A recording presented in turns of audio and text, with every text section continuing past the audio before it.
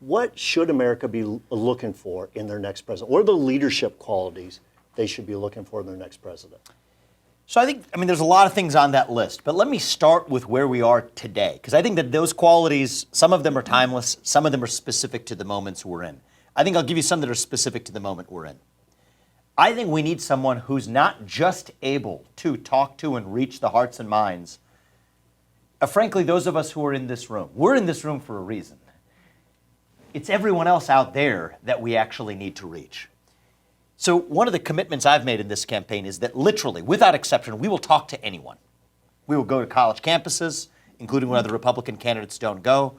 3 weeks ago, Kathy and I visited the south side of Chicago, not where a lot of, for even Democratic politicians for that matter, Not many caucus voters. Not many caucus voters. and we spend we love our time in Iowa, but the point is we're not running to lead a political party, we're running to lead a nation. I don't know if you all have seen my interviews with Chuck Todd to Don Lemon to Dana Bash this last weekend. If you're not willing to sit across the table from NBC News, I think you're not ready to sit across the table from Xi Jinping. And I think that that's something we need to embrace. And there's two things, there's two sides to that. One is to practice what we preach. It is easy for me to come into this room and talk about free speech.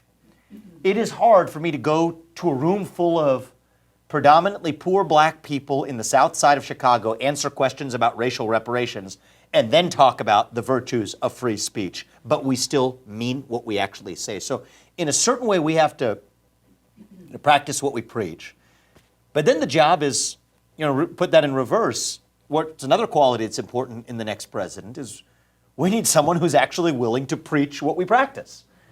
And the way that we live our lives, Bob, I think we've visited each other's homes at this point. You came to Columbus. I've visited you and Darla here. Thank you for welcoming us to your home here. We know the values that we live by and our families live by. Maybe we need to actually preach what we practice. The fact that the ultimate privilege, we hear that word bandied around a lot today. I'll admit it. I had privilege. I wasn't raised into money. My parents came to this country with almost no money. I've lived the American dream. This country has given us so much. I've lived the American dream founding multi-billion-dollar companies and developing medicines that save lives today. But I was only able to do that from a stable foundation. My dad often said, you jump higher if you're jumping off of a fixed floor rather than one that's shaking. 2 parents in the house with a focus on education, and yes, with a focus and humility before God. And we raise our 2 children the same way. And so I want to see our movement, the campaign slogan here, we were talking about this before in a smaller group. It's one word. Truth is the slogan of our campaign. And what do we want out of a leader? We want the quality out of a leader that matters most is a leader who is willing to speak the truth.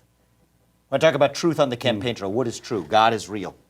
There are 2 genders. Fossil fuels are required for human prosperity. Unborn life is life. Reverse racism is racism. Nations do have borders. Families and parents determine the education of their children. The nuclear family is the best known form of governance to mankind. Capitalism is the best system known to lift people up from poverty. 3 branches of government in this country, not 4. The U.S. Constitution, the thing that brought us together in 1789, is the best guarantor of freedoms in human history. These things are true, and we should not apologize for them. We should not stand down for the truth. We will stand up for the truth. We will fight for the truth, but it's not that we're fighting for ourselves or for my vengeance or for my grievance. It's that I'm fighting for the truth. And whoever it is, and I love the way, choose well 2024, it's beautifully said. Whoever it is, it's almost, let's not even obsess right now over this, that's next year. Yep. Whoever it is, we have to define the what and the why. What do we stand for? Why do we stand for it? And whoever we choose, let it be a person who is unafraid to stand up for the truth. It's a big part of what this country was founded on. Thank you.